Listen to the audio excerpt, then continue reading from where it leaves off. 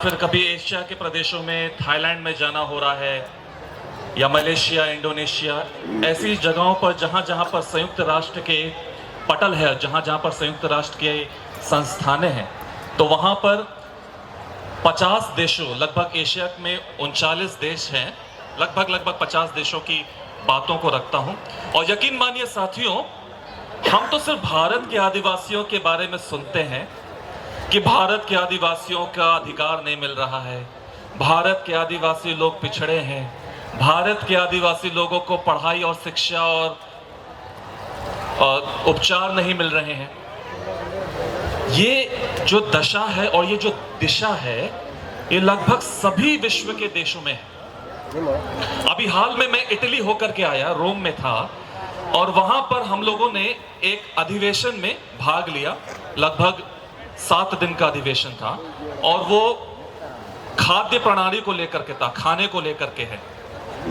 और वहां पर ये बातें की चर्चाएं हुई कि आदिवासियों का जो खाना होता है, भोजन होता है, वो आज का जो मॉडर्न, जो आज का जो विकसित समाज का जो भोजन है, उससे काफी अलग होता है। उदाहरण के तौर पर अगर आज हम बाजार में देखें तो हद से हद, ज्यादा से ज्यादा 4 या 5 या 8 प्रकार के चावल मिलेंगे। हम छत्तीसगढ़ में जाएं तो वहां पर 1000 से ज्यादा वैरायटी के चावल वहां पर उपस्थित हैं। और जब हम बात करें कि पूरा विश्व आज रागी को लेकर के आगे बढ़ रहा है, तो रागी जो मिलेट है, इसको तो हम आदिवासी लोग बचपन से ही, जब पैदा होते हैं तब से ही खाते चले आ रहे हैं। तो इस तरह की बहुत सारी बातों की चर्चाएं होती हैं। जो आदिवासी समाज पहले से जो करता आ रहा है, वो आज ये युग, ये आज संसार अब उस चीज को अपना रहा है।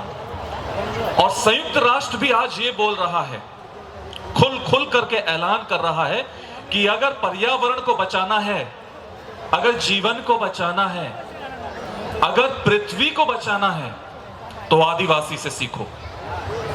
केवल आदिवासी ही है जो पर्यावरण, भोजन और जीवन के संरक्षण कर सकता है। हम यहां पर बैठे हैं जल, जंगल, जमीन को लेकर के, पर मैं कुछ और आगे बोलना चाहता हूं। केवल सिर्फ 3 पर ही आधारित मत रहिए। जल, जंगल, जमीन, इसके आगे भी है जन, जीवन, जीव जंतु। इनके बारे में हमने कभी बात नहीं करी। तो जल, जंगल, जमीन, जन, जीवन, जीव जंतु, इनके बारे में भी बात होना चाहिए, पर्यावरण के बारे में बात होना चाहिए। साथ ही साथ मैं आप लोगों को, इस मंच में बहुत सारे लोग यहां पर आए, अपनी बातों को रखा, और मैं बहुत ध्यान से बातों को सुन रहा था। मैं आज जो बोलने वाला हूं, हो सकता है आप लोगों को चोट लगेगा, आप लोगों को दुख पहुंचेगा जो मैं आज बात करने वाला हूं, पर मैं सच बोलूंगा। और सच ये है, भूखे पेट आंदोलन नहीं होता, भूखे पेट आंदोलन नहीं होता। दूसरा, आज हम सारे आदिवासी दूर दूर से यहां पर आए हुए हैं। किसी ने 2 वक्त की रोजी रोटी को, अपनी नौकरी को छोड़ करके, छुट्टी लेकर के, 1 दिन का अपना काम को छोड़ करके यहां पर आया। उसने अपना पेट काट करके यहां पर आया। तीसरी, जब हम आर्थिक रूप से सशक्त नहीं होंगे, हम कुछ नहीं कर पाएंगे। हम ऐसे ही यहां पर आंदोलन करते रहेंगे, नारा करते रहेंगे, लेकिन जब आप इतने बड़े सम्मेलन को आर्थिक रूप से सशक्त होकर के आप सपोर्ट या आप इसको सहारा नहीं दोगे, तो ये सम्मेलन नहीं हो पाएगा। चौथा, हम आदिवासी अधिकारों की बात करते हैं। अधिकार कैसे मिलेगा?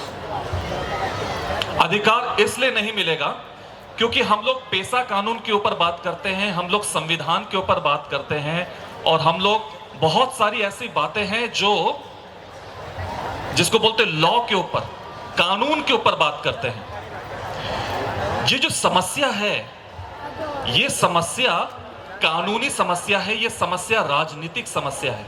आप मुझे ये बताइए, पेशा कानून बनाने के लिए, संविधान बनाने के लिए सब कानून ही तो है, पार्लियामेंट में बनता है।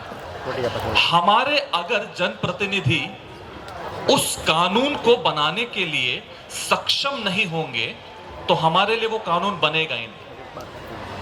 और अगर हमने ऐसे जनप्रतिनिधि चुन करके वहां पर बैठाया जो स्वयं अपने बारे में सोचते हैं, जो अपनी आर्थिक उन्नति के बारे में सोचते हैं, तो हमारे आम आदिवासी समुदाय का कुछ नहीं होने वाला। एक छोटा सा उदाहरण देता हूं। हमारे जितने भी जल जंगल जमीन है, ज्यादातर हमारा माइनिंग जिसको बोलते हैं हम लोग, जहां से हम लोग कोयला निकालते हैं, जहां से हमारी खदानें होती हैं, कितने लोगों को पता है कि उन खदानों में से कितना रुपया एक नेता को या एक बिजनेस वालों को जाता है? चलिए मैं आज आंकड़ों में बात करता हूं। आंकड़ों में बात यह करता हूं, जब हम कोयले के खदान से कोयला सप्लाई करते हैं, आंकड़ों के हिसाब से एक शिप का कंटेनर, यानी कि एक शिप में लगभग 1 लाख मेट्रिक टन कोयला आता है। 1 लाख मेट्रिक टन कोयला जब हम उसको बेचते हैं बाजार में, उसका भाव लगभग $35 से लेकर के $50। इसका मतलब ये हुआ, उस 50 को अगर मैं लगभग 80 से गुणा कर दूं, 1 मेट्रिक टन लगभग 4000 से 5000 रुपया में बिकता है। तो 1 लाख मेट्रिक टन कितने में बिकेगा? आंकड़ों में मल्टीप्लाई कर दीजिए।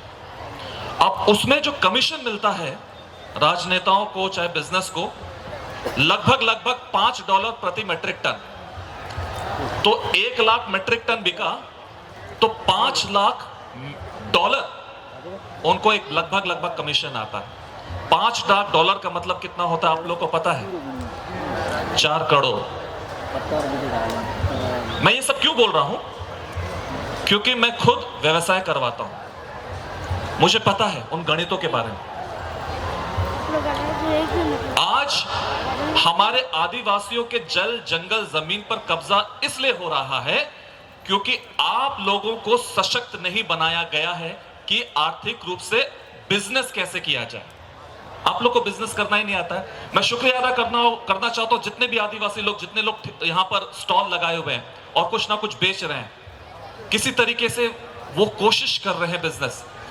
2-3 चीजें आ रही हैं कि बैंक हमें लोन नहीं देता है, हम ये काम नहीं कर पाते, हम वो काम नहीं कर पाते। अगर बैंक लोन नहीं देता है तो बहुत सारे दूसरे तरीके हैं जहां से हम पैसे निकाल सकते हैं, जहां से हम अपने व्यवसाय को बढ़ा सकते हैं। अगर आपकी 10 एकड़ जमीन है और खाने के लिए सिर्फ आपने 2 एकड़ जमीन में पूरे साल में काम किया, 8 एकड़ जमीन खाली है, तो उस खाली जमीन पर दूसरे लोगों की नजर तो जाएगी। वो लोग ये समझेंगे कि ये खाली एकड़ जमीन तो ऐसी खाली है, इसका इस्तेमाल करते हैं, इसको खदानों में इस्तेमाल करते हैं, इसका निकालते हैं और जाने देते हैं आदिवासी को। ये है हमारी कमजोरी। जिस दिन हमने अपने सभी जमीनों का इस्तेमाल करना सही से इस्तेमाल किया, शुरू अगर कर दिया और हमने कोई भी जमीन खाली नहीं छोड़ी, उस दिन से सामने वाले को मौका ही नहीं मिलेगा कि वो हमारी जमीन पर कब्जा करके उस पर हथियाएंगे। वो इसलिए हथिया रहे हैं क्योंकि उनको दिखता है वो खाली जमीन है, भले ही वो आपके नाम पर है। तो साथियों, मैं इतना कहना चाहता हूं, आर्थिक सशक्तिकरण बहुत जरूरी है और व्यवसाय करना बहुत जरूरी है। गए वो दिन जब हम ये कहते थे कि मुझे नौकरी चाहिए। आप ये सोचिए ना, नौकरी शब्द भी नौकर से आता है। नौकर और नौकरी यानी आप किसी के नौकर बन रहे हैं। हम जब तक ले इससे ऊंचा नहीं बढ़ेंगे तब तक ले हम कुछ भी आगे नहीं कर पाएंगे। नौकरी करने से अच्छा यह है कि हम वो बने जिससे कि हम दूसरे लोगों को नौकरी दें, दूसरे लोगों को नौकरी देना सीखें। नौकरी लेना नहीं, हमें नौकरी नहीं चाहिए। आखिरी बात मैं जो करना चाहूंगा, और वो डीलिस्टिंग को लेकर के, यूसीसी को लेकर के बहुत सारे भाई लोगों ने बोला। देखिए, भारत के संविधान में जो भारत की जमीन है उसमें कितनी प्रकार की जमीन है।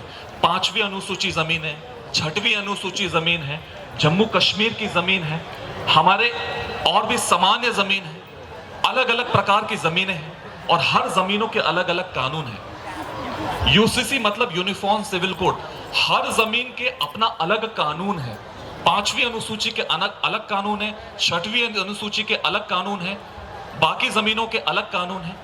अगर ये सामान्य कानून आ जाता है तो इससे क्या होगा, 5वीं अनुसूची का कानून हट जाएगा, 6वीं अनुसूची के कानून भी हट जाएगा और जो सामान्य कानून की जो धाराएं हैं वो 5वीं और 6वीं अनुसूची में लागू हो जाएंगी। इससे होगा क्या कि अभी तो एक आदिवासी केवल आदिवासी को ही जमीन बेच सकता है, लेकिन सामान्य कानून में कोई भी किसी को भी जमीन बेच सकता है। अगर ये सामान्य कानून आया तो वो आदिवासी जमीन सामान्य जमीन बन जाएगी, तो कोई भी इंसान उस जमीन को खरीद सकता है और किसी को भी बेच सकता है। अगर ये चीज हुई, हमारा अस्तित्व खतरे में है, हमें समस्या आ सकती है। और इसी से जुड़ा हुआ एक दूसरा षड्यंत्र चल रहा है डीलिस्टिंग का, जिसमें कि बहुत सारे लोग ये कहते हैं कि जो आदिवासी लोग सरना आदिवासी हैं या आदिवासी धर्म से दूसरे धर्म को अपनाते हैं, उनको आदिवासियत या आदिवासी शेड्यूल्ड ट्राइब से हटा दिया जाए। साथियों, ये समझने की कोशिश करिए, मुद्दा वो उठाइए जिसमें कि आदिवासी लोग एक हों, जुड़े। आप ऐसा मुद्दा क्यों उठा रहे हैं जिसमें कि आदिवासियों का बंटवारा हो रहा है? आप ऐसा मुद्दा मत उठाइए। मैं 2 मिनट लूंगा। तो इस कारण से जब मैं ये बोल रहा हूं कि जब आदिवासियों को अगर आप ये बोलते कि डीलिस्ट कर दिया जाए, यानी कि अगर वो आदिवासी के कानून या आदिवासी धर्म को नहीं अपना रहे, दूसरे धर्म को अपना रहे हैं, तो आप जो नॉर्थ ईस्ट में जो आदिवासी हैं जो दूसरे धर्म से चल रहे हैं, उनको भी क्या हटा देंगे शेड्यूल्ड ट्राइब से? हाहाकार मच जाएगा, सब तहस नहस हो जाएगा। और यही चीज मणिपुर में कोशिश किया जा रहा था कि आदिवासियों का जनसंहार कर दिया जाए, लेकिन किसी प्रकार से इस चीज को रोका गया। आज मैं यहां पर आप लोगों को जोश दिलाने के लिए नहीं बात करने आया हूं, मैं आज आप लोगों को चिंतन करने के लिए एक बीज बो करके जा रहा हूं। अब ये बीज आपके दिल में कितना पेड़ बनता है आपके ऊपर। जोहार, जय आदिवासी। धन्यवाद बेंजामिन जी बारा। अभी अगले वक्त का